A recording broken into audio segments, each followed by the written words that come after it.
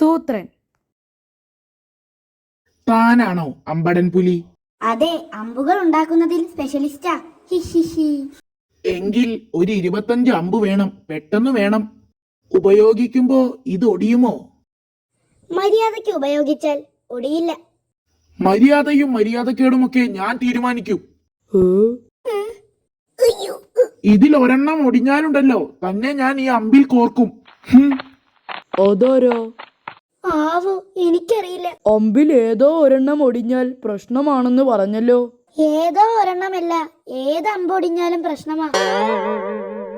ഒടിഞ്ഞാൽ എന്റെ കഥ അങ്ങേര് തീർക്കും. ആകെ ടെൻഷനായല്ലോ. ഞാൻ പ്രാക്ടീസ് തുടങ്ങാൻ പോകുന്നു. അനങ്ങാതെ അങ്ങോട്ട് ചേർന്ന് നിൽക്ക്. അനങ്ങരുത്, അനങ്ങിയാൽ തന്റെ മേൽ അമ്പ് കുത്തിക്കേറും. അയ്യോ.